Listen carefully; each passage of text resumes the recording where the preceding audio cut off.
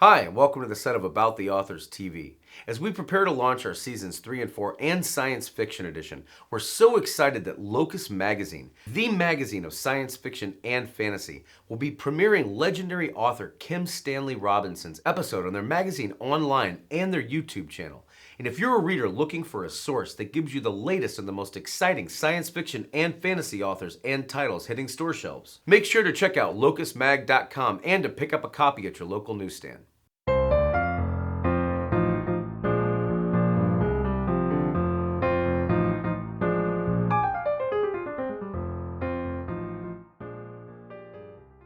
Hi, and welcome to another episode of About the Authors TV. I'm your host, Jake Brown. In modern science fiction, few authors are measured as widely in influence as Kim Stanley Robinson. Author of the now legendary and revolutionary at the time of its release, the Mars Trilogy, which the New York Times hailed as conceptually and stylistically a landmark in the history of the genre, featuring the iconic red Mars, green Mars, and blue Mars. Establishing Robinson in the esteemed opinion of Time magazine as perhaps the foremost practitioner of literary utopias, he solidified this reputation with other trilogies, including Orange County, consisting of The Wild Shore, The Gold Coast, and The Pacific Edge, and The Science of the Capital series, comprised of 40 Signs of Rain, 50 Degrees Below, and 60 Days and Counting. Winner of every award known to science fiction, including Best Novel from the Nebula, Locus, British Science Fiction, Hugo, and John C. Campbell Memorial Awards, Wired would spotlight Robinson as one of the solar system's preeminent writers of climate change-driven, politically astute science fiction, courtesy in part to an influential run of solo novels dating back 4 decades with Icehenge, The Memory of Whiteness, Antarctica, The Years of Rice and Salt, Galileo's Dream, Shaman, a novel of Ice Age, Aurora, New York 2140, Red Moon, the celebrated 2312, and The Ministry of the Future in 2020. Which helped establish and maintain throughout generations what the LA Times has crowned a superlative reputation for science fictional extrapolation, and his memoir, High Sierra, a love story, most recently. Acknowledged in 2016 with the Robert A. Heinlein Award for his entire body of work, and equally as prestigiously in 2018 with the Arthur C. Clarke Award for Imagination to Service in Society, Variety broke the news that Spike TV had greenlit a straight-to-series 10-episode order for Red Mars, highlighting the fact that it's regarded as one of the best novels ever written on the subject, adding that Robinson's trilogy has been adapted in 21 languages. Praised by National Public Radio as a wonderfully gifted and entertaining science fiction writer whose cutting-edge way with words the National Space Society has raved leaves the reader wanting more. He joins us today for a rare interview spanning the entire galaxy of his catalog and career. Dr. Robinson, it is a privilege. Thank you so much for being with us. Hi. We've heard time and again of how book clubs were a wonderful introduction for many of your peers to the wide world of reading. Please take fans through your own personal collection if you would, and where along that line you first became a science fiction fan. My parents had me signed up for the Scholastic Book Club. And so for a quarter, I believe, a month, a book would come once a month that was selected by Scholastic Book Club. So this would be like Castaways in Lilliput, or Pursuit in the French Alps, or The Road to Agra, or The Secret of the Old Postbox. There wasn't YA in my day. I guess I'm talking here about the early 1960s. And it's interesting, people who are about my age, we've read the same children's literature, is what it was called, because of this Scholastic Book Club. Editors were making smart choices. The books were great. I still own several of my original copies that my mom had me write my name and the date in the flyleaf. And I bought some older copies because there were millions of them. They were printed by the hundreds of thousands for this book club in used bookstores to read to my son. So I began with that. I became a fan of mystery detective stories. John Dixon Carr, Ellery Queen, Agatha Christie was not as good as those guys, but I was a mystery fan. And then I got into science fiction really late in the game compared to most science fiction writers. I was going to college, and I was reading methodically through my library, A through Z. And at the end of Z's came science fiction with the radar symbol, the radar and the rocket ship, the radioactive symbol on the spine of science fiction books in that era in libraries. And it was Asimov who I picked up, and then also Clifford Simak. It was a random choice. I picked up one Clifford Simak paperback and it was good. And I realized that if I could just pick up a random science fiction paperback and it was that good, that the whole genre was going to be good, which wasn't quite true, but it got me going about age 18. What about within the academic arena? Were there teachers that encouraged or inspired you? Absolutely. And I'm glad you asked. I began to try to write things like John Dixon Carr, who wrote historicals. He was kind of melodramatic, but he was clever. The first person on top of of Mount Everest, having crawled up there on his knees, was John Wilkes Booth, who threw himself off the North Side in his guilt over assassinating Lincoln. I mean, these were the kind of things I was penning, sixth grade maybe. But the thing is, I would read them and I would say, wow, this is harder than I thought, because what I had written was not good. And I would put it aside and years would pass. But speaking of high school teachers, I had Mrs. Catherine Lee. She taught British literature in my senior year of high school. And this woman was lovely. She went to England every summer. She was a total Anglophile. And she ran a really tough class. And during the course of the year, we learned British literature from beginning to end. And people dodged her class because she graded hard and would wreck your grade point average. But I took her class and I started writing Elizabethan sonnets for her. And these were really terrible sonnets. They were love sonnets to a girl in the class. And she just would put on them A. She didn't have any comments whatsoever. At the bottom, she'd just put A and give them back to me. So she was very discreet. But she gave me the award for best English student at the end of the year, which the teachers would work up amongst themselves. Even though I had a bad case of senioritis and my grades slacked off in the second semester, she ignored that because she knew that I loved it. So Mrs. Catherine Lee was a crucial force. And by the time I got to college, I considered myself a poet. And that isn't exactly right. I wish it were. I love poetry and I love trying to write it. I still write it. I don't publish it very often. It's not very good compared to my novels, to tell you the honest, but it's fun to try. Traveling from there through your impressive college educational track, which began with a BA in literature from the University of California, San Diego, and then an MA in English from Boston University. Any professors you'd spotlight here who were mentors or helped evolve your craft as it was developing? And by this time, you'd begin writing and publishing within the short story medium, from what we understand. Having discovered science fiction at age 18, around age 19, I began to write science fiction short stories, and they were better than my sixth grade efforts. I could tell as a reader. And at a certain point, I learned about the Clarion Science Fiction Writers Workshop. I sent a story off. I got accepted. I couldn't go that summer. They had me promised to come the next summer. They wanted me there. And in the year in between, Damon Knight bought my submission story. So Damon Knight was my first editor and teacher. Lovely man, great editor, great teacher. And so I couldn't have fallen into a better spot in terms of my first sale. My first 4 sales were to him and to his wife, Kate Wilhelm. And it was years later when I shifted over to selling to Ed Furman at Fantasy and Science Fiction, and also Terry Carr for Terry Carr's Universe trilogy. Well, novels are fantastic. They're a full book. You live in them. It's not just a moment, it's a life. So as much as I admire short stories, they're damned hard to write and they don't have the same impact. And what you need is a really good short story collection to pull a bunch of them together. No one individual short story is going to make much of a mark in readers' minds. They're like appetizers or something.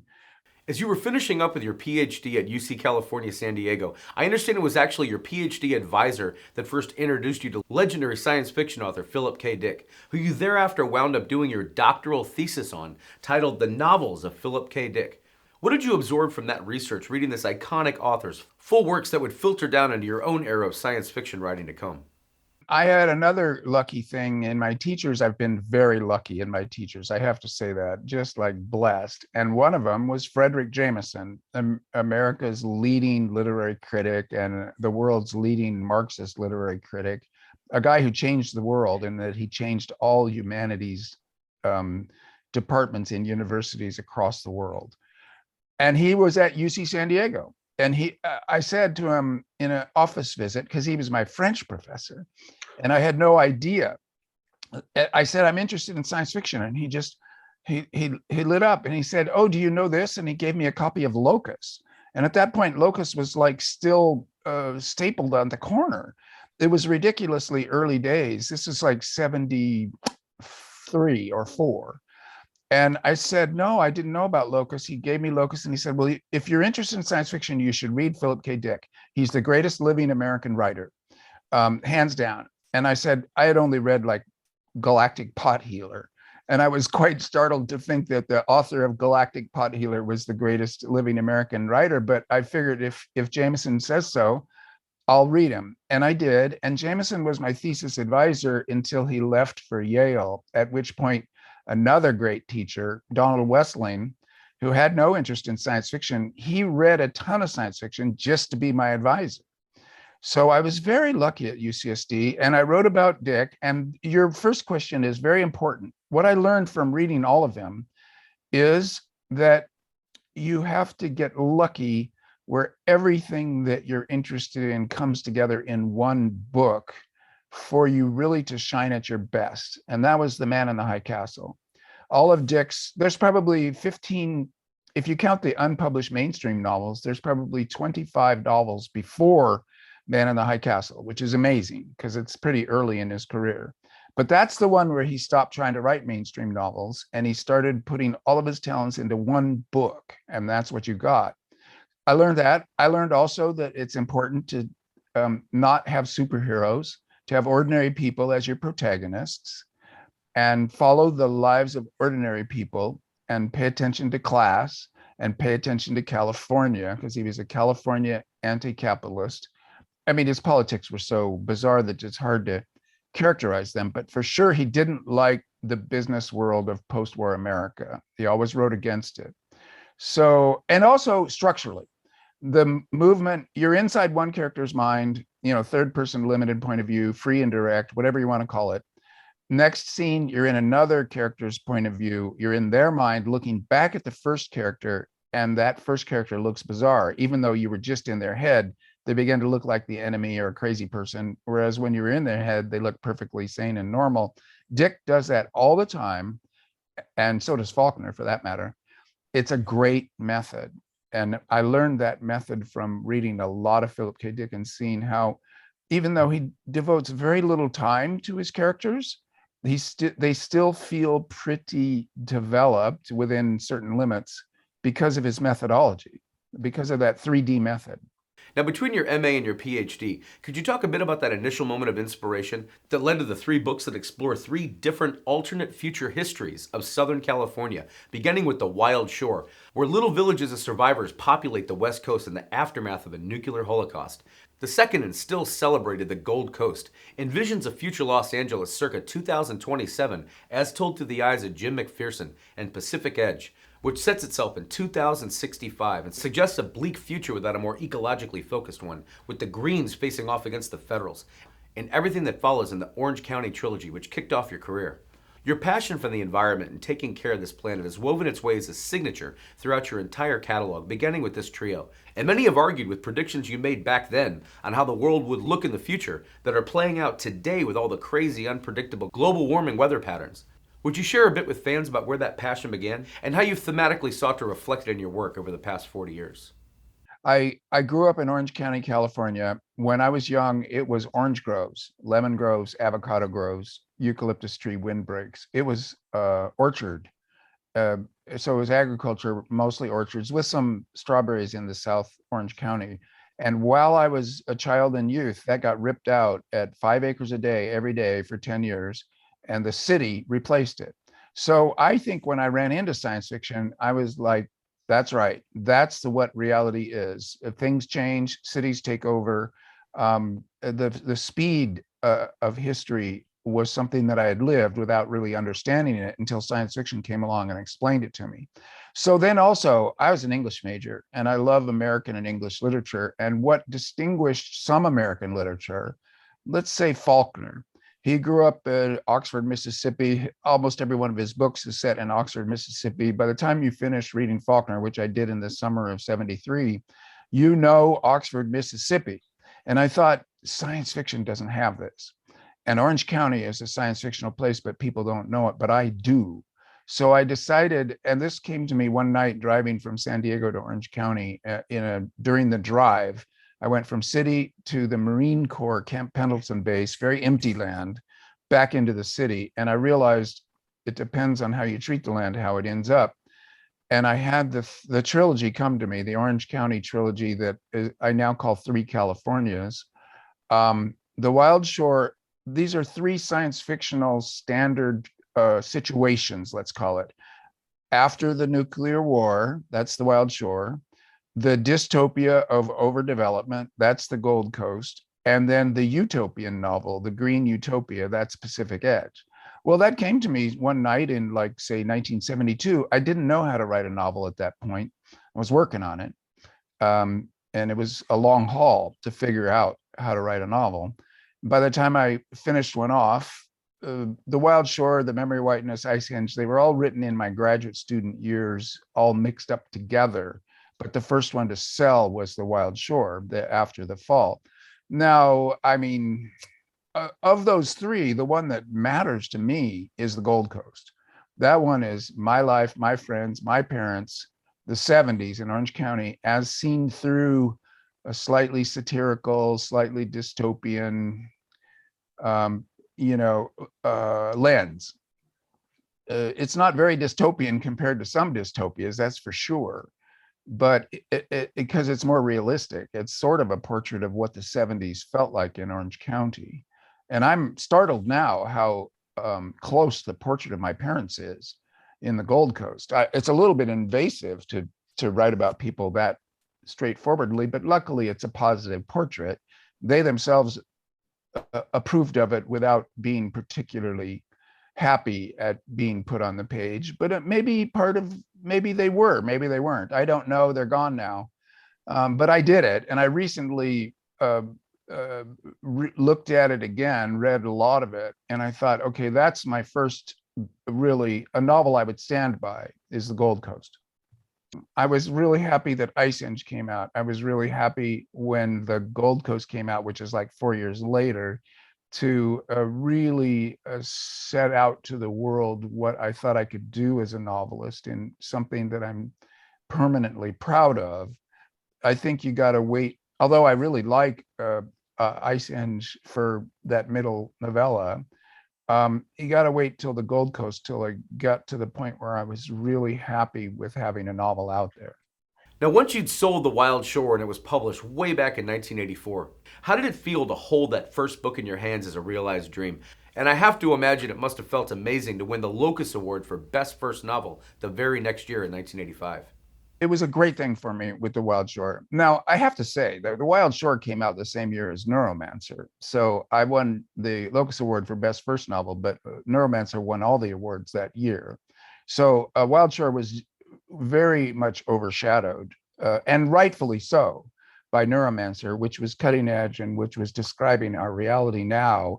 Wild Shore, this whole notion of the after the fall, the after the nuclear disaster novel, that's kind of a 1950s science fiction thing that I chose almost arbitrarily to get myself the three Orange Counties. And Henry, it's a first person narrative, and Henry's a kind of a naive young kid. It's a Huck Finn imitation, but you can't really imitate Huck Finn. So, it was a complex thing. The science fiction community is my hometown, and it's lovely when they like something. The science fiction fandom is a tight community, and they like their newest writers. They're fond of welcoming a new writer and saying, oh my gosh, another good writer has joined our community. How cool is that? So they're very generous and welcoming. That's important to say. Touching on a few of your influential early standalone successes in this first era of your catalog, we'd love to transport viewers back to Icehenge, first with what gave you the initial idea to set the book over 3 different time periods told from 3 different character perspectives, specifically those of life systems specialist Emma Wheel in 2020 48 AD, archaeologist Professor Halmer Nederland in 2547 AD, and great-grandson Edmund Doya in 2610 AD following Mars's colonization. I did them all in a slurry together where the The Emma section was only 20 pages long and wasn't well done. Hjalmar Nederland was just mentioned and wasn't hardly in it at all. It was mostly the third one first with a lot of stuff, and it was out of order. I gave it to Damon Knight, and he said, first of all, make a list of the scenes in this novella. It was the longest thing I'd ever written by a long shot. Make a list of the scenes, and then make a list of them in the chronological order in which they happened. And this is basic, but I didn't get it. And he said to me, why have you got it out of chronological order? You can if you want to, but structure it. So if you've got Edmund's story and you're going back to earlier stories, maybe those earlier stories ought to be in chronological order. It was a masterclass in sequencing events. And then he said to me later, he published that third story first. And he said, drop the Emma stuff entirely, write that fuller later. I wrote the Emma story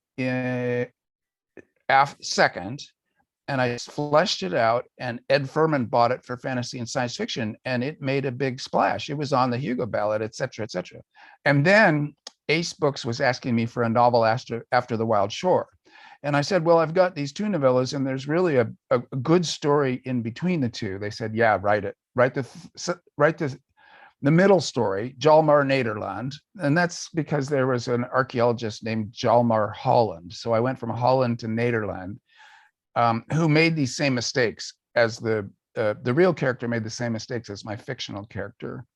And I wrote that middle story, and it's the best one of the three, as far as I can tell, but it certainly felt the best because I had more power at that point, and that became Icehenge. Your short story and novella writing has stayed prolific from day one on as well, including highlights like Black Air, which took home the World Fantasy Award for Best Novella, The Blind Geometer, which won the Nebula Award for Best Novella, Mother Goddess of the World, and other stories like A Martian Childhood, Down and Out in the Year 2000, Me in a Mirror, On the North Pole of Pluto, Sacred Space, The Lunatics and To Leave a Mark, while you've been writing a fountain of anthologies over the last 4 decades like Orbit 18, The Planet on the Table, Escape from Kathmandu, and Vinland the Dream, among others. How freeing or perhaps more constricting in any way are the short story and novella formats for you? For example, are there any challenges to keeping a story shorter from a world building or a word count perspective? Black Air was crucial for me.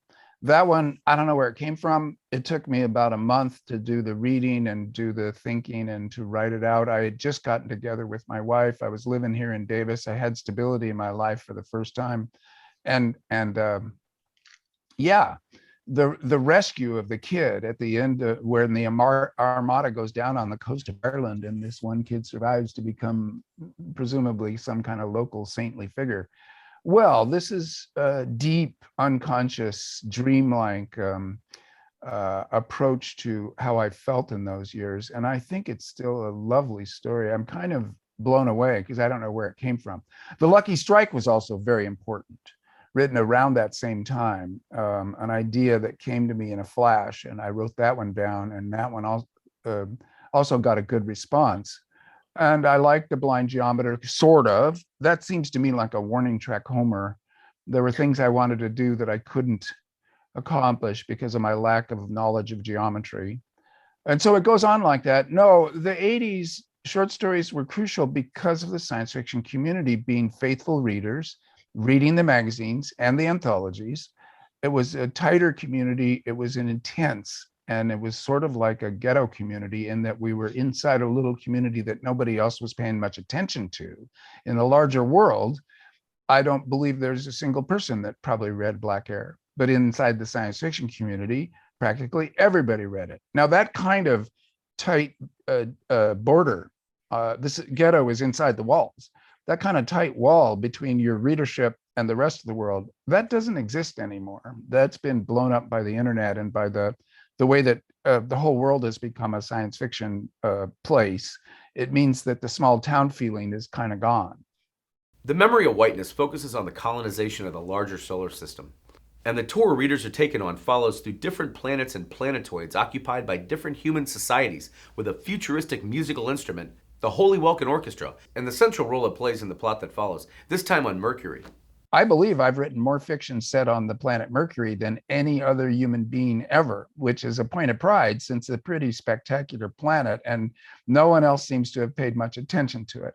There's one Bradbury short story.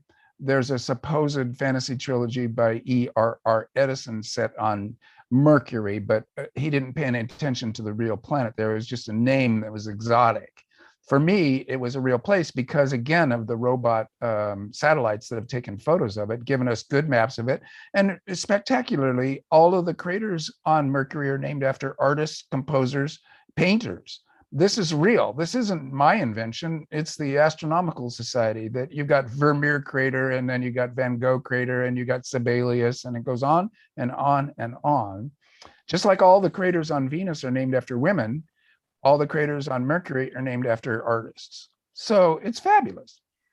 Mars has long been a popular destination and almost a trope at this point within the science fiction genre. What initially intrigued you about the planet from a scientific standpoint to then lead you to write the Mars trilogy? We understand some of it came from the scientific research you conducted in Martian geography for Icehenge. Please tell us a bit more about this initial fascination with Mars and how it helped inspire the idea for the now mythic among fans Red Mars, as recently as 2022 noted as being regarded, along with the rest of the trilogy, as the best books written on the subject and a holy grail for science fiction fans. It was the Viking lander and the Viking orbiter. So 1976, we had Mars handed to us on a plate. And what compared to what we knew before Viking was like giving us that planet, whereas before it had just been a red dot. It had been Bradbury's land. It was a vague place to put your story, and we knew some things, but not many. In fact, Percival Lowell's vision with the canals and everything stayed dominant right up through to the 50s, and then Viking blew it all up. But Viking gave us a place, and I thought, man, at the same time we were given Mars, we were given the concept of terraforming by Carl Sagan and that whole crowd of scientists going, humanity probably has enough technological power to transform a planet to a more Earth-like space. And what's the perfect candidate for it? Oh my gosh, Mars. I think that their interest in terraforming and their interest in Mars were simultaneous. That, in other words, understanding that Mars was within the habitable zone, that it had a lot of frozen water, that it had volatiles, that it could be terraformed, its gravity wasn't horribly light. There's a reason why terraforming theory and Mars knowledge came at the same time. And there I had my story. Let's tell the story of terraforming Mars. Well, now this was daunting. It was going to take a couple hundred years. I needed the multiple point of view. I needed time lapse photography. I needed to invent a style that was neither dramatization nor summarization, but was what a certain critic called the pseudo-iterative, the things that happen every day for a year, except it's not exactly the same thing. The patterns of behavior, if you write those down, and you have the multiple points of view. The Mars trilogy came together. At that point, it was maybe my 6th or 7th novel, and I just dove off the edge of the diving board. Looking back on it now, you really broke so much new ground for the genre with Red Mars, in part thanks to what The Atlantic highlighted as a key feature of what makes Robinson's work vital. Rather than just entertaining, it's his depth of the research. Many of the futures and worlds he writes about resemble a world that we might find ourselves living in. In that spirit, you brought a deep understanding of science to the table in the course of creating this Odyssey, which is part of what's made it so authentic with science fiction fans throughout the generations. Who are a few of your most valuable sources that you could tap into as you wrote? I was breaking all kinds of workshop rules, but I never believed in the workshop rules anyway. So that wasn't much of a stretch for me. And the science fiction readership was totally supportive, which isn't to say that the Red Mars was widely hated, but it was more widely loved. It was obviously different. But the great thing to say about the science fiction community, and that's spread to the world at large, is there's a lot of generous readers out there that don't mind a different style if it gets them a good story. And as for the science, I had Chris McKay at NASA Ames. I could call any scientist I wanted on the phone and just try to get them to shut up when I was done with them. They're very generous with their time. They want to talk about their specialty. And the Mars community was tight in those years. I had every Mars book ever written, I swear to God, and it was only like 2 bookshelves total. This must have provided an infinite, boundless number of new places your imagination then allowed you to take the genre out in a new space, so to speak, throughout the trilogy. What were a few of those workshop rules you broke on your way to realizing your vision on the page? Well, the obvious one is show, don't tell. That's a stupid rule, and I've been happy to crush it at every opportunity. Partly the way that gets translated into science fiction is the idea of exposition. Don't have expository lumps. That's old-fashioned. What's exposition? It's anything but a dramatized scene. It's even talking about things that aren't humans and their little petty dramas. That's exposition. That's against the rules. That kills science fiction. The golden age of science fiction, they had expository lumps all over the place. And then you got Heinlein, the door dilated, and then he doesn't say anything more, and you're supposed to be impressed by that, and unpack it yourself, and also have the world revealed in tiny little phrases that are tucked into an exciting thriller narrative. Well, that template was wrong all along, and I've been happy to break that one. And we could go more into that, but what I was finding everywhere, the Mars Underground, Chris McKay, Robert Zubrin, Penny Boston, Carol Stoker, these people were at University of Colorado Boulder in the late 70s, and they were planetologists, and the Mars information from Viking was blowing their mind. And so the Mars Underground would stage conferences at Colorado, at Boulder, and put out giant conference books. The Case for Mars, 1, 2, 3, 4. These are big turquoise covered trade paperback style. And they were scientific papers on, well, what's the best glove if you're on the Martian surface? And how would you build bricks out of Martian dust? That kind of detail. And I just gleaned those books. Everything in Red Mars on the technical level comes out of the Mars Underground of the late 70s at Boulder. So there was real scientists who were giving me the stuff that I could then build my society out of. And obviously I needed to do more than just the technical stuff. It was not, I'm not an Andy Weir. We're not going to go into that level of detail at that stuff, but to have that underneath the historical story, the political story, it was very important to making Red Mars feel real. Readers take flight on the Ares with an unforgettable cast as compelling and key to the story as the backdrop of space they're traveling through, and grow closer to them individually once these first 100 colonists land on Mars.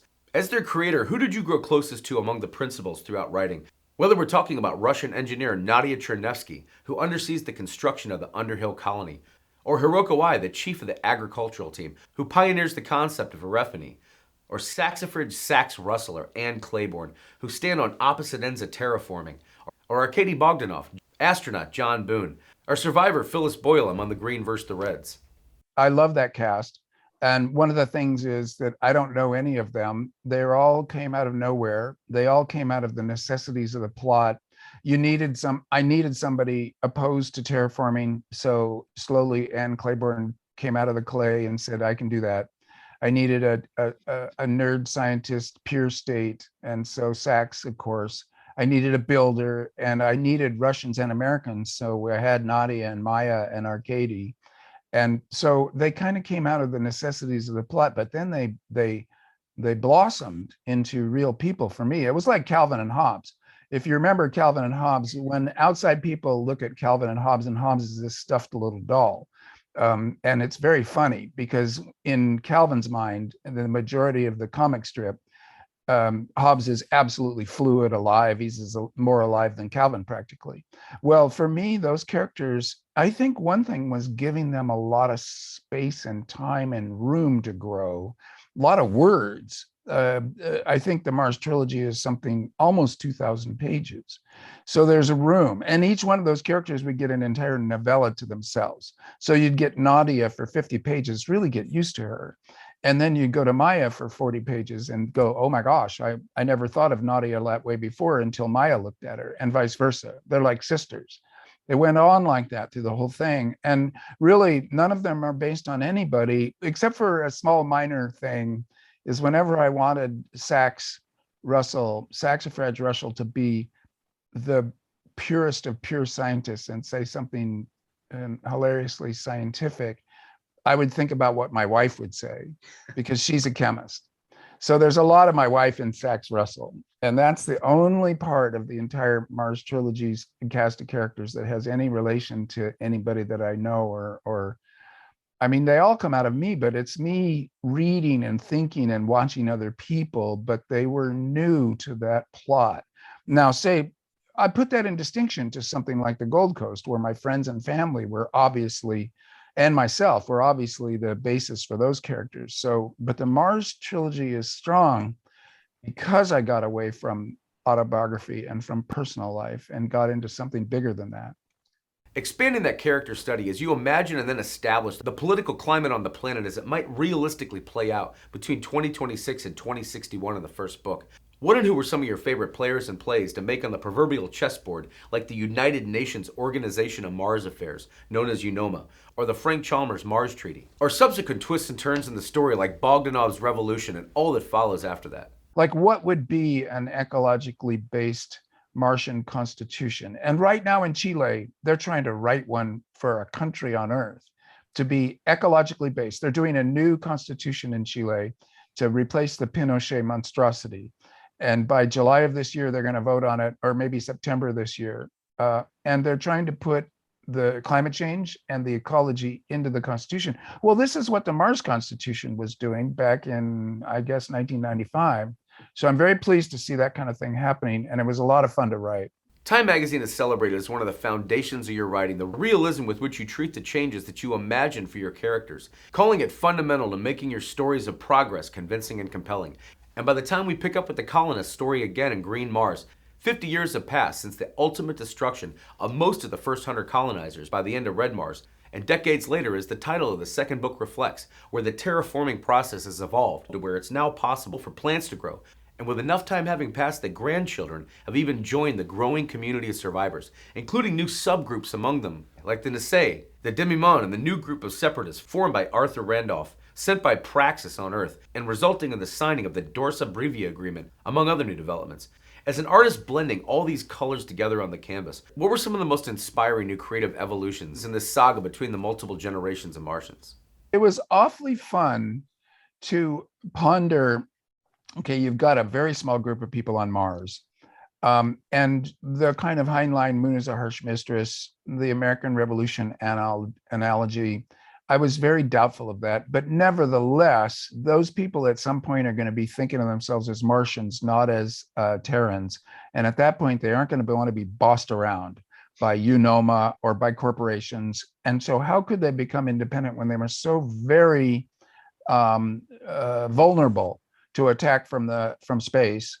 They could pop their shelters like balloons and everybody die inside. I mean, they were vulnerable. So how could they possibly win? And I didn't want to do the Heinlein methodology of kind of waving your hands and saying, although actually a novel crossing 200 years or 250 years is unusual and weird, and you have to have some time jumps to make it work. And I don't like the generational saga where you're at the end of the book, you're reading about the great-great-grandchildren of the characters you really cared about. So even 100 Years of Solitude, which is the greatest generational saga ever written, the characters at the end you don't care about as you do their grandparents, which is the characters you got hooked into at the beginning. So with a lifetime extension, to just say, okay, my characters by a science fiction, it's probably the most fantastical and least likely thing in all the Mars trilogy. People are living to 200, 300 years. And that made it fun for me to stick with characters, follow their aging. It's a perfect metaphor for the way that we age, even in our 70 or 80 years. So it isn't as if we can't relate to it.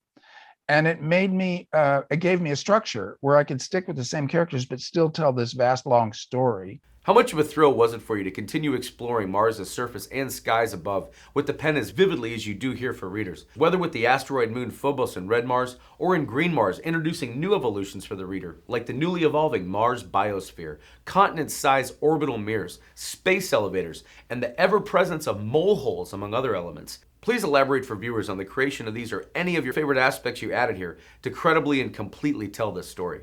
My big helper, you'll see him in the acknowledgments with the extra thanks on all three books, Charles Sheffield, English science fiction writer, not very much older than me, died young of a cancer.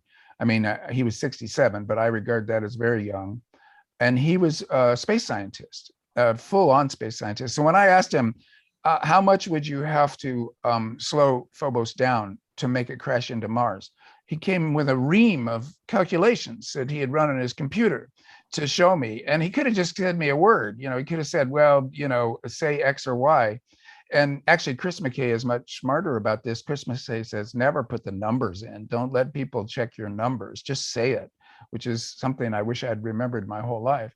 In any case, Charles Sheffield helped me a lot. And when I asked him in Green Mars, how much would you have to speed Deimos up to get it out of Mars over? His eyebrows shot up. He's like, Stan, what have you got against the moons of Mars?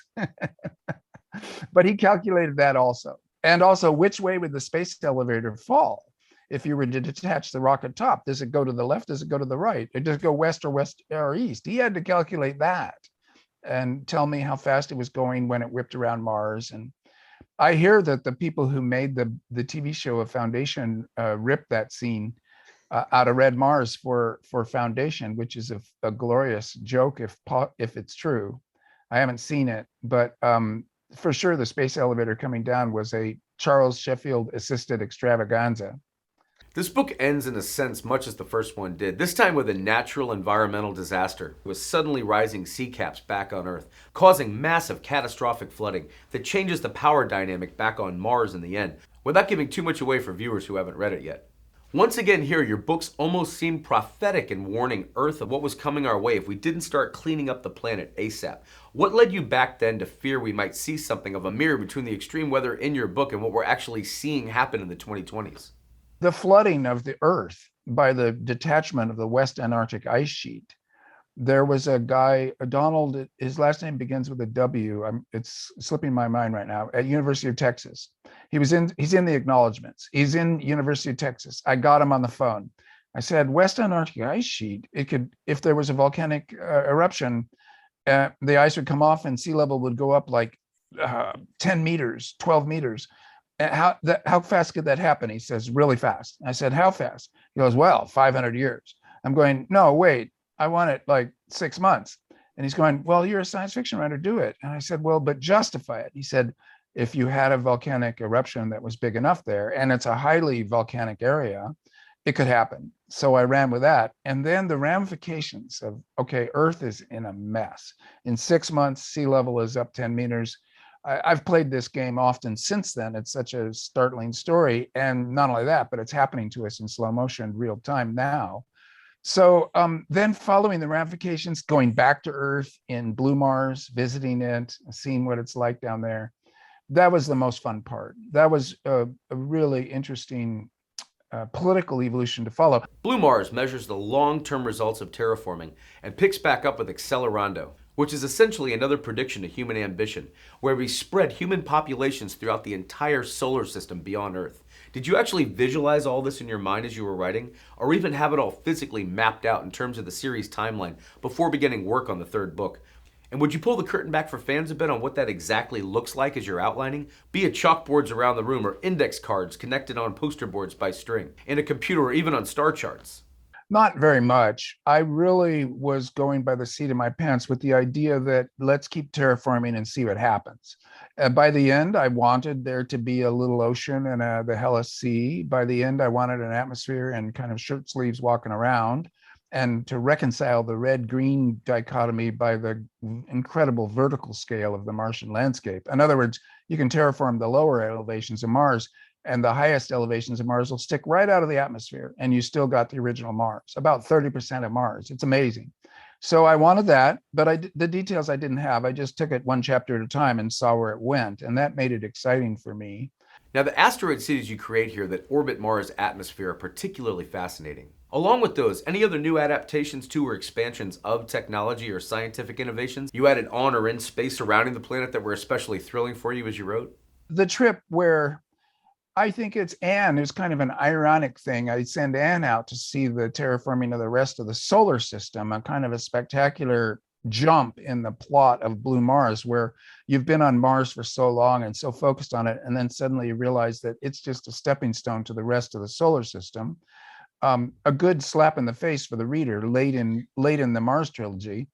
That all comes out of Icehenge and out of the stuff that I was doing in the 70s, a solar system wide civilization. And hollowing out an asteroid is very much like an O'Neill colony from the early 70s. You can build them out of aluminum and put them in Earth orbit. That was O'Neill. But you could also take if you had a solid enough asteroid, you could hollow it out, spin it. On the inside, you've got gravity and you've got some safety from radiation. It's actually quite a practical plan compared to most space plans. And I say that because they're all impractical, but that one at least spares you the problems of exposure to radiation and holding an atmosphere to like say you take the biggest asteroids, Ceres and Vesta. Well, how would you hold an atmosphere to them on the outside? And also, how would you stay on the ground when gravity is like 0.08? So you'd be bouncing around up there like you're on a trampoline, and probably your heart and your whole body would begin to fall apart for lack of gravity.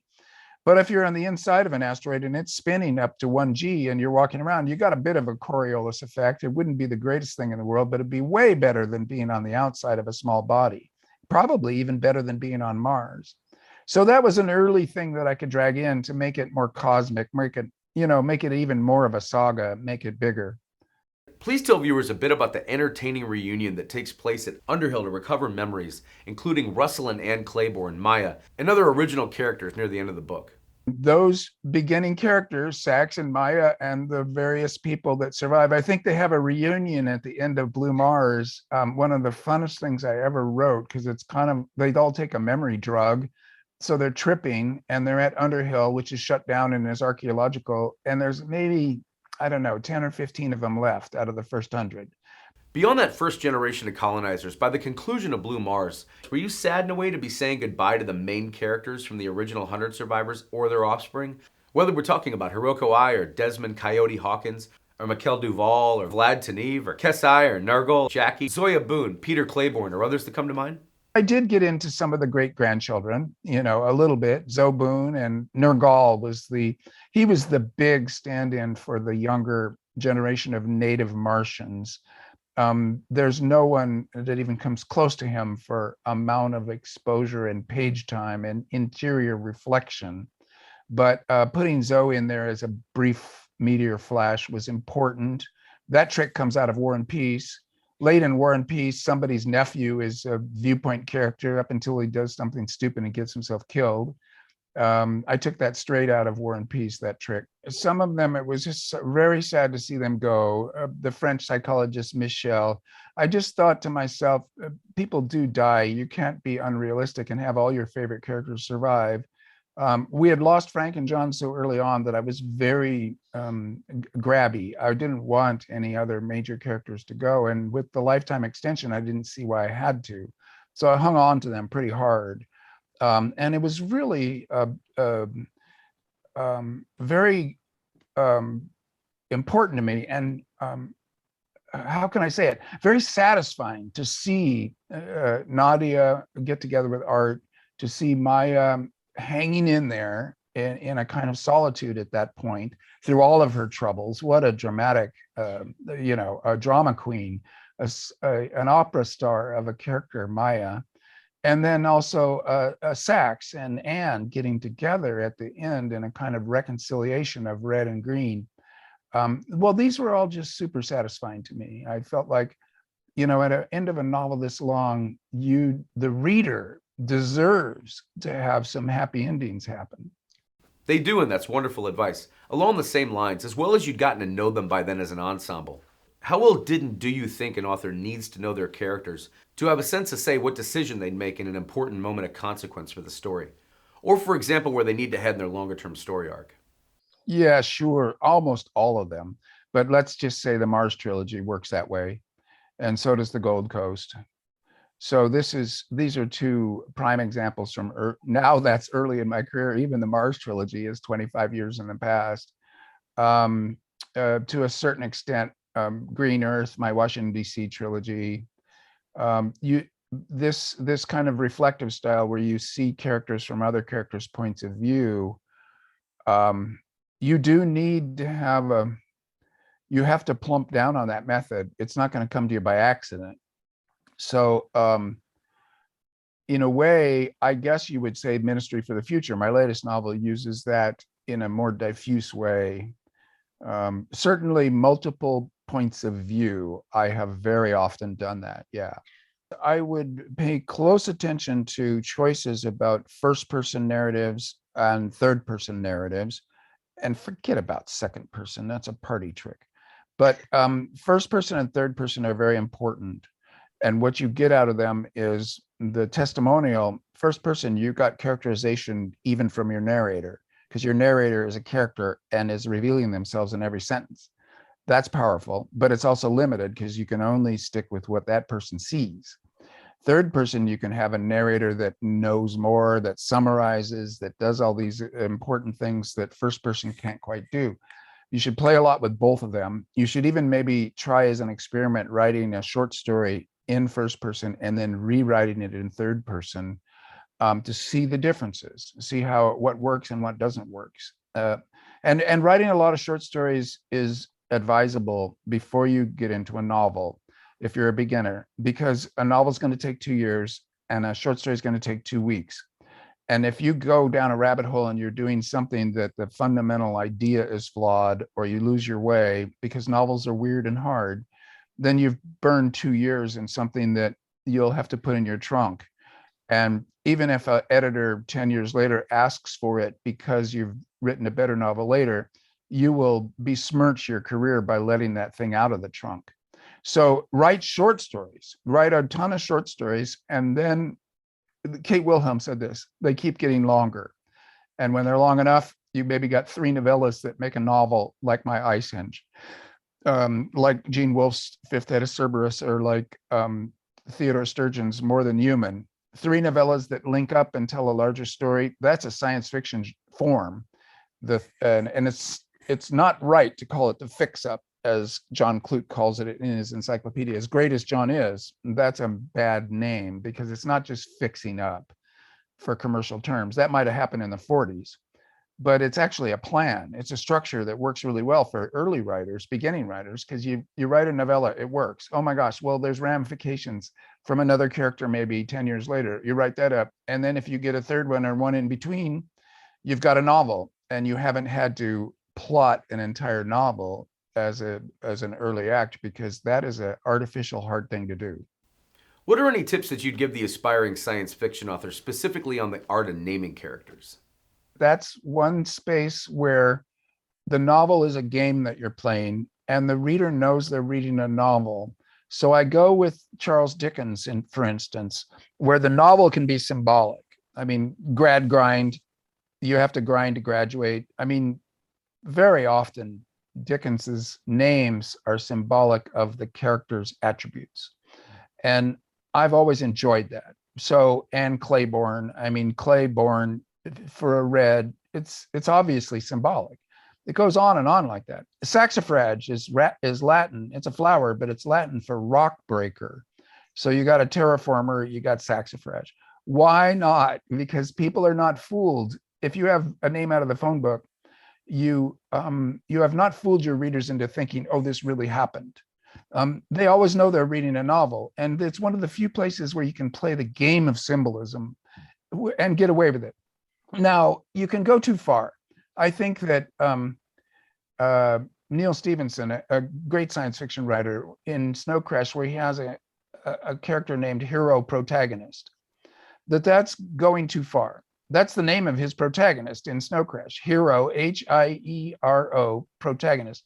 Well, that just kind of slung me out. Every time I ran into that, is a kind of a wink and a nod, or a gesture towards satire, that I'm reading something that isn't even trying to be keep a veil of a gloss of realism in what's happening. And with a novel reading, I think you need that gloss. You need to be thinking first, yeah, this really happened. And then in the back of your mind, you're judging it as a work of art also. You don't want to be poked in the stomach every time you have a character name that, oh yeah, this is a fiction. Oh yeah, this is a satire. So you can go too far. And I think Neil did in that case. But for the most part, I like to pick names for having some kind of a resonance. And sometimes I don't. John Boone, well, that's like John Glenn. It's like Daniel Boone. It's as obvious as hell that John Boone is an American hero astronaut.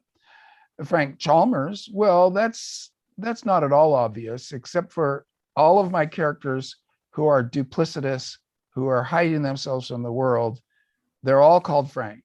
I have probably 5 or 6 Franks through the course of my career. And it's a little joke, a very stupid joke. All my Franks are liars. So the ostensible meaning of Frank, like he's very open, that you're very a frank person. No, my Franks are all liars.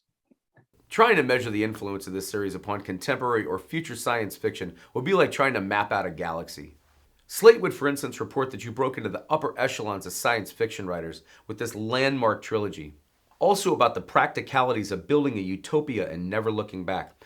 But as we stop here for a moment to do so, whether it's on how the series swept the awards circuit on release, starting with Red Mars taking home the British Science Fiction Award and then the Nebula Award for Best Novel, while you won back-to-back Hugo and Locus Awards for Best Science Fiction Novel for Green Mars and then Blue Mars. It would be stunning, I'd imagine, for any author if you sit back and survey the sheer influence and the way that the Mars trilogy has resonated and rung so true with peers, critics, and most importantly readers then and now. I was very surprised. Red Mars was an absolute um, um, um, turning point in my career.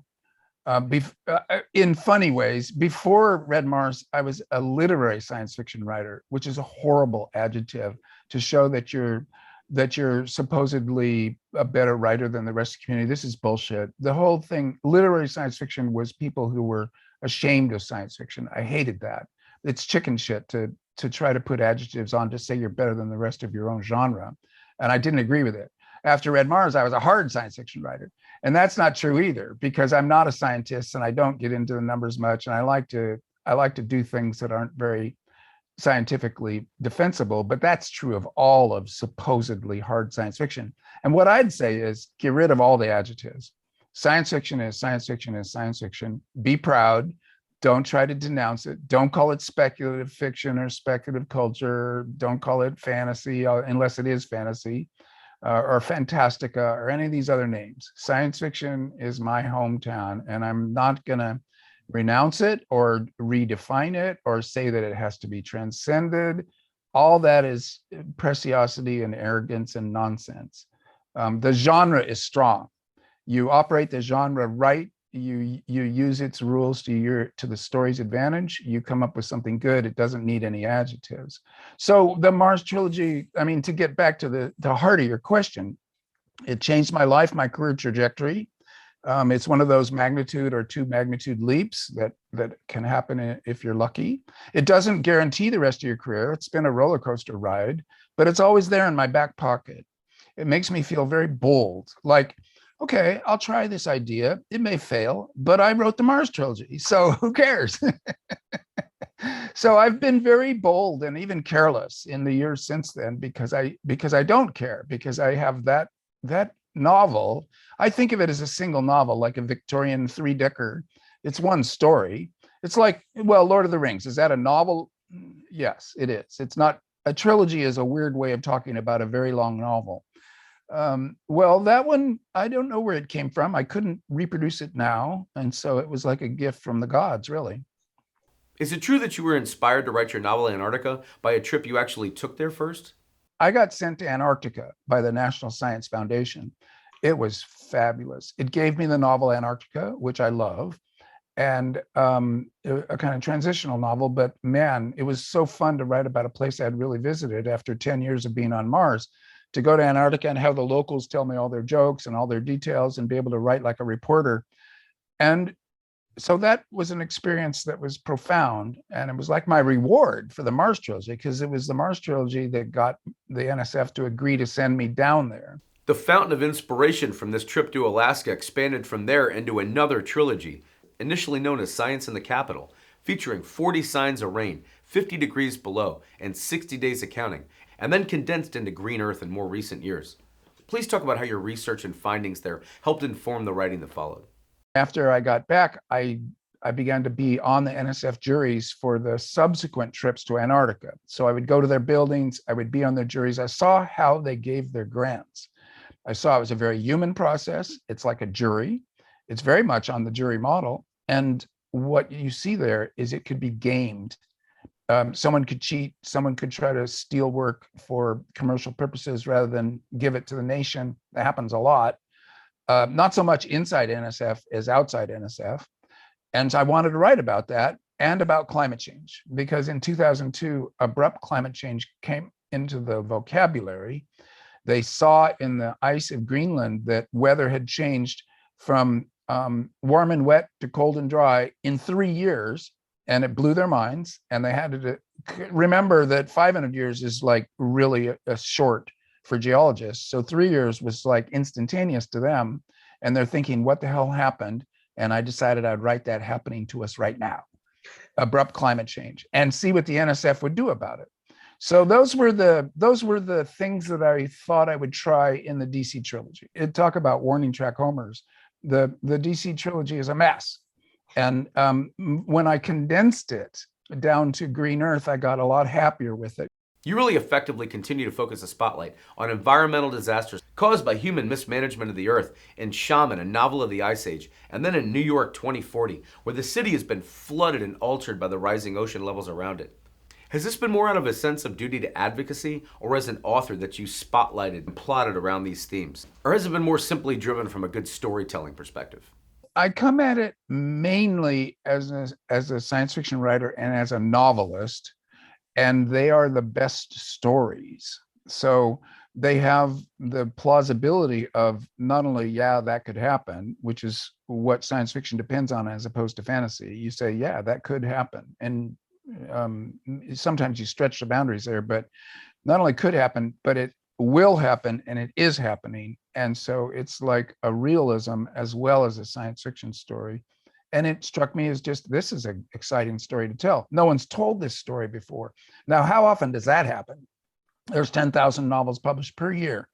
How often do you get the chance to tell a story that has not been told before? Rare, but science has given us these new stories. So, and climate change is one of them. So I went with that, and that's driven a lot of what I've done. I like the political aspect of it and the warning aspect of it and giving people news they didn't have. But also, I like it that this is an exciting new story that hasn't been told before by any other novelist. The LA Times would hail 2312 as perhaps your finest novel, a treasured gift to fans of passionate storytelling. The often mind-blowing scope eclipsed only by your genius-level portrait of one of the greatest odd couples in the history of science fiction. Taking a look at the 2013 Nebula winner for Best Novel, what was the most fun about creating Terminator on the planet Mercury? In my workshop vocabulary, I would call it the setting.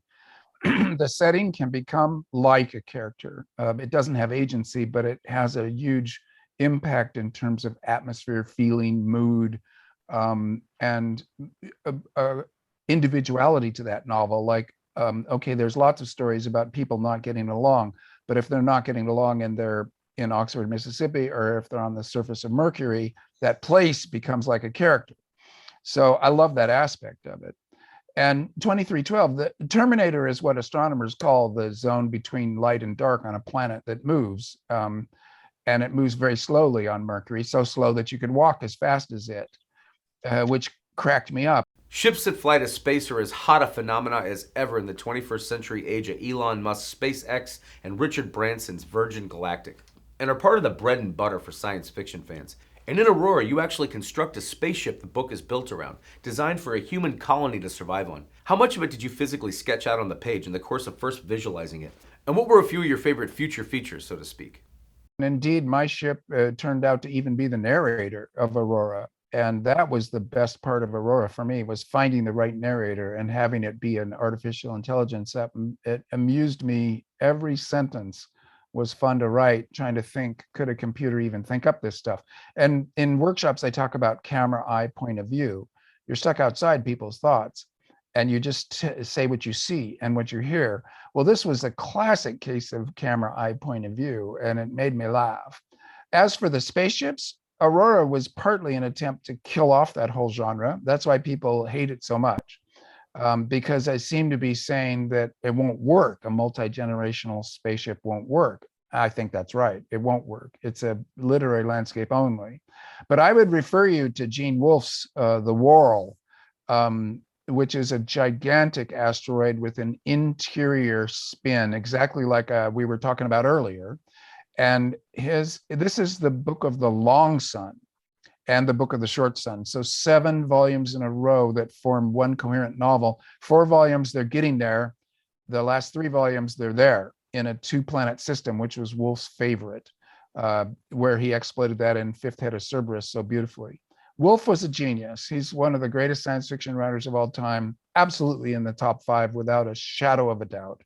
It's a silly game to play, but you never want to say the best because there are different kinds of ways of being good. But he is one of the greatest science fiction writers we ever had. And The Book of the Long Sun is the great multi-generational starship novel without a shadow of a doubt, to my mind, as a reader. So for me to, puncture a hole in the side of the spaceship like Aurora does, it's irritating to younger science fiction writers. Like, hey, you're killing our vibe here. This is a great story space, and you just played the realist game on it and punctured it like a tire. Now they're playing with a flat tire, and that's their problem. That's not my problem. I needed to say that. When did you decide to set Red Moon both in China and on the moon in 2047? And in your research, how possible is it in the near or farther out future we could see a scenario like this one play out? Almost nothing, barely anything. The moon is the most boring body in the solar system. And one of the only values of it is we can indeed get there and come back on a 3-day trip or less. And that makes it mildly interesting, but not very much. The things that I had to seize on were these. There's water at the North and South Pole. And so we're going to be going to the North and South Pole. This is somewhat news. Then secondly, and then you have permanent sunlight at the North and South Pole. And so you don't have that weird 2 weeks on, 2 weeks off of light. And then secondly, libration. It's because it's not libation, which is a drink. Libration, the moon is rocking a little as it looks at us. Under tidal forces. And Galileo was the first one to observe this. And I love this because of my Galileo novel with his telescope. He said it's like a man shifting his face from side to side while shaving. And he knew how far it went. And on that zone, all the way around the planet, there's going to be Earthrise and Earthset. Because what people haven't really worked out in their heads is if you're out in the middle of the moon, like in the Man in the Moon's Left Eye or whatever, anywhere, the Earth is going to be sitting up in the sky in the same spot all the time, like the North Star. It'll make a minor shifts, but hardly anything, and just sit up there. It will go through phases over the course of the day or the month, I forget which, but it won't move. And so you don't get Earthrise, you don't get Earthset, except on that narrow zone around the planet between the Earth facing and the Earth not facing hemispheres. So these were the minute new factoids that I could exploit to make good news stories from. But by and large, between the moon being too small and China being too big, I had a heck of a time in Red Moon making a story that I enjoyed. I pulled it off, I think. It's a much smaller scaled. I had to focus in on just 3 characters. I had to focus in on just like a year or less, maybe. Yeah, maybe less, 6 months. And so it's a different style than most of my novels. And it's partly because of this problem of the moon being too small and China being too big. You traveled back in time to the Great Plague that destroyed Europe in the year of rice and salt. What first gave you the idea to set out writing this alternative history? Well, because it's immensely long, and it is indeed a very long novel. It covers 700 years. It had to solve all kinds of problems. It's a reincarnation novel. So for once, I'm not doing science fiction and getting into all kinds of metaphysical or philosophical areas with reincarnation or what is it really, especially if you don't believe in it. As a literary device, it was wonderful, but it's an alternative history. I think alternative history is a valid and pretty important part of the science fiction gang of subgenres, because you can do history. You can make it very clear that science fiction is about history that you can't know because it's in the future, or it's before writing, like the deep past. Prehistoric fiction is part of science fiction, weirdly. The alternative history, that's history. We can't know it because it didn't happen that way. It's an alternate timeline. So the methodology is exposed, and they are new stories by definition. If you tell the story of something obscured going different, then you're the first one to explore that alternative timeline. And so for pure storytelling, I think it's a great story space, alternative history. So Years of Rice and Salt, yeah, that's definitely one of my favorites. For a long time, I would have said it's the one most important to me on an emotional level. The Ministry of the Future, your most recent novel and the esteemed opinion of the Sierra Club, finds Robinson quickly hitting his groove, using a variety of voices to lend verisimilitude to the scenes he conjures. Earnest or angry, he also has a wry sense of humor that's especially welcome when he's writing at length about politics and global economics, and ranks among Robinson's best recent works. What sort of a different approach did you take, if any, within crafting this novel versus past projects to keep it exciting for you as you were writing? Well, the desperation of climate change, the very first chapter of Ministry for the Future is a kind of a punch in the face or a punch to the gut, and not typical of my fiction at all, which is mostly utopian and positive. But the problem is we could be cooking people, poaching them, a high enough heat and humidity in combination and people die. And since you're in Nashville, you know what I'm talking about. The wet bulb 35, the one of the highest wet bulb temperatures, which is an index that combines heat and humidity to make one number. One of the highest wet bulb temperatures ever recorded was outside of Chicago. And the American South is highly susceptible to heat humidity combos, Washington, D.C., all of the American Southeast, not the Southwest because it's so dry. You need humidity to make the human body fail to cool itself by sweating. And at a certain point, it's only electricity that will keep you alive. And if the power system goes down, you are cooked. And within hours, you die of hyperthermia. There is no, you could be naked with a fan on you indoors in the shade and still die from being internally cooked. So this is news. And it needed to be said to people that we cannot let climate change continue the way that we are without putting a third of humanity and about half of the land surface of the earth in immediate danger of catastrophes where only if the electricity keeps working do people actually survive it. And the more you're health compromised, if you're young, if you're old, if you have any health problems, the more likely you are to die in these heat waves. And now they're studying it. But when I heard the news, which is maybe 2017, I said, I got to write about this. Climate change, it's even worse than the DC trilogy suggested, which was already pretty bad. I needed to come back to the topic. So I did. And in terms of being a novelist, the exciting thing was to make it something that was still interesting and even enjoyable to read was precisely this point of view thing I've talked about earlier, the eyewitness account. First person, for sure, but a character that you don't know their name, you don't know their backstory. These are kind of like short stories, first person point of view, but an eyewitness account is a genre in real literature of people who saw something or did something, and 10 years later, they're asked to recount what they saw and to judge it really as to its effect on them and on history. That's so different than what fiction usually does. So it's precisely, you're telling, not showing. You're judging it. You're doing all the things that the workshops tell you not to do. So that's one reason I love it, because these are very compelling narratives. They're usually only 3 or 4 pages long. I wrote about 40 of them for Ministry for the Future. It's the way that that novel is structured and the way it gets told is to be a Greek chorus of scores of voices, and you don't know these people except for the one thing they need to tell you. So it doesn't function like characters in novels usually function. For that function, I have Mary and Frank, just a 2-character novel with some minor characters who have a little bit of prominence, particularly Badim, the kind of mysterious head of the Blackwing. So that's very few characters for a novel that long, because it's a novel written by way of eyewitness accounts and by other kinds of narrative.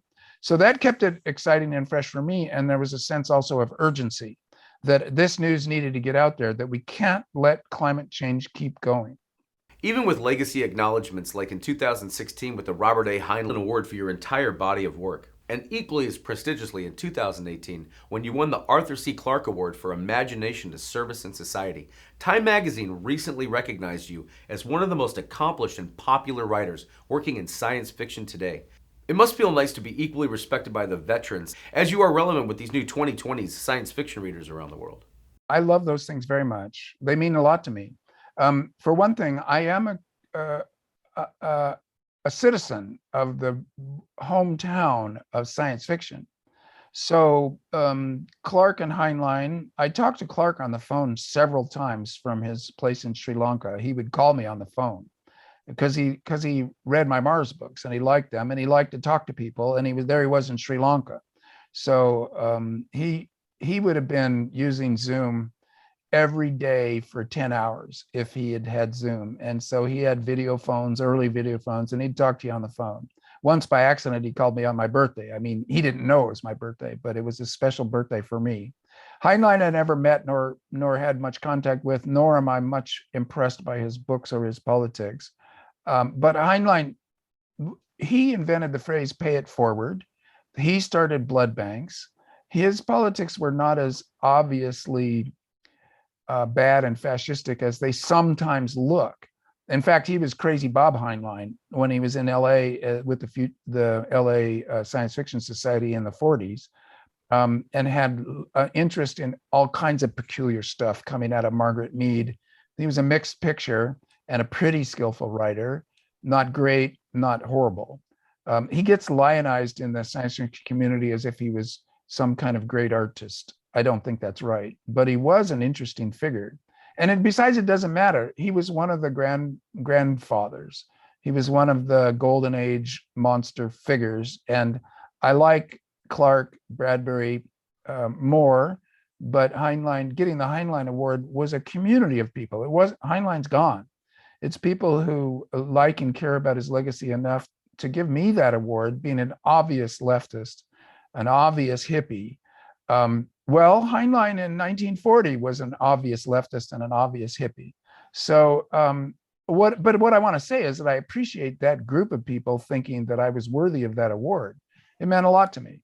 What about the magic number 72432, Kim Robinson? The name of your very own asteroid, first discovered by astronomer Donald P. Prey in 2001, which he named after his favorite science fiction author. That must have been a touching tribute. Well, this is entirely due to amateur astronomer Donald Prey. Because if you discover an asteroid, you get to name it. And so he chose to do that it's a kind of a fan. Another fan, Stuart Atkinson, once mailed me a chunk of Mars because the SNC meteorites come from Mars and landed on Earth, and you could buy them back in the 80s and 90s. And he sent me a few grams of Mars as a gift, and Donald Prey named this asteroid as a gift. I love it. It's great. Esquire correctly crowned you a science fiction titan in 2022. How do you feel about the way your catalog has helped reinvent, reshape, and indisputably evolve the way people think about reading and writing science fiction, and maybe elevate the awareness of the way life could imitate art if we're not careful with the way we take care of the spaces around and above us? Well, I am proud to follow the lead of the generation that came before. They had a tougher time than I did. I compare it to breaking down a brick wall by running into it with your forehead. So the generation of the 1950s, that broke their foreheads. Their careers are busted. And Asimov went into nonfiction, and he was a prolific and confident man and wrote nonfiction for 15, 20 years to dodge this problem of science fiction being looked down on. But Bester, Cordwainer Smith, Damon Knight, Fred Pohl, the list could be extended forever. And all of those people had busted careers and were getting paid $1,000 advances and not able to make a living at science fiction. Yeah, and Philip K. Dick was one of them, and he got over it by taking amphetamines and writing 5 novels a year and dying at age 52 of a stroke that was probably somewhat due to taking too much speed to write his novels to make a living. So that was bad. Then came the 60s. Right before me, the 60s was a science fiction moment, and you had a group of brilliant writers, and they began to bust out. And the leader of the pack in terms of busting out was Ursula Le Guin, pretty obviously.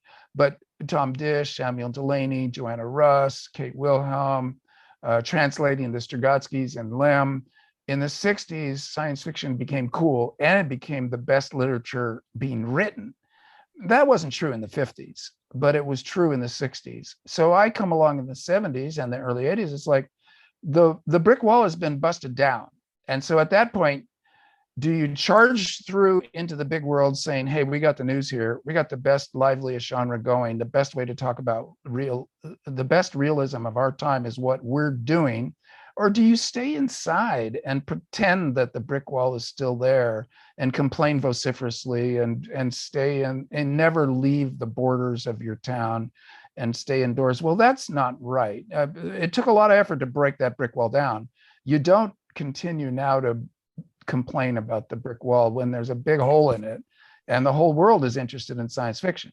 This is maybe a problem that's somewhat gone away. I think younger writers now understand that they are the big world, that there isn't a ghetto wall, that there isn't a small town anymore, and they've got to get by in the big city. And it's a little scary and weird compared to when you were comfortable in your hometown.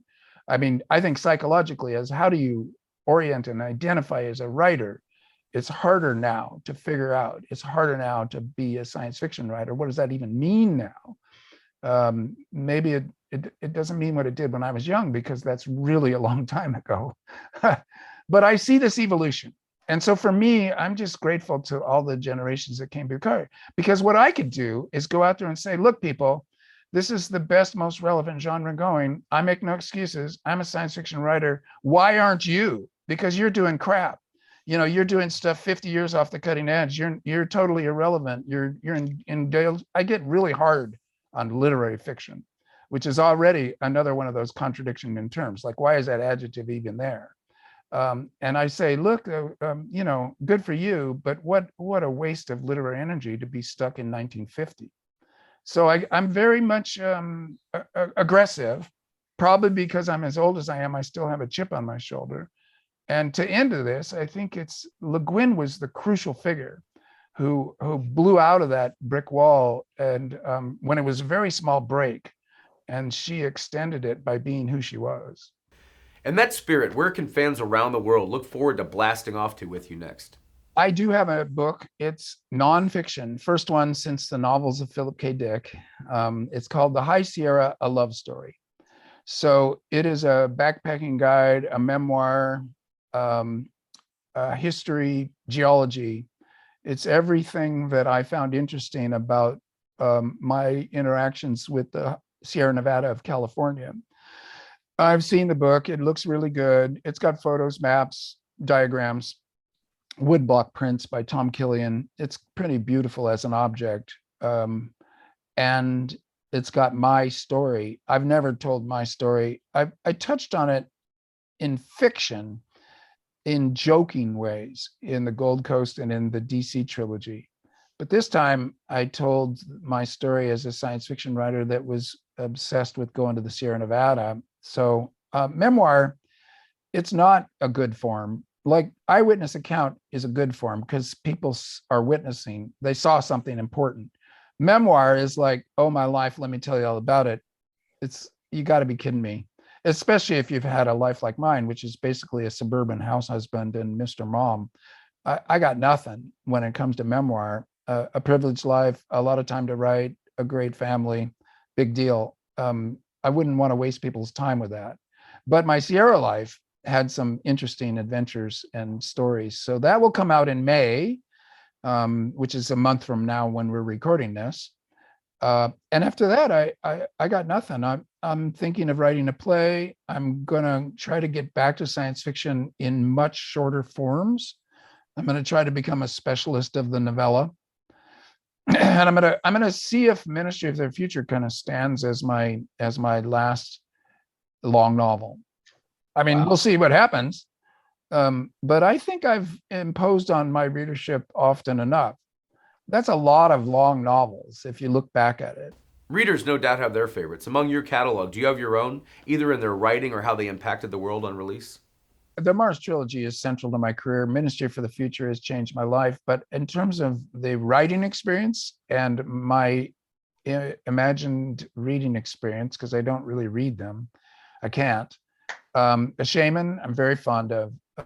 Galileo's Dream, I'm very fond of.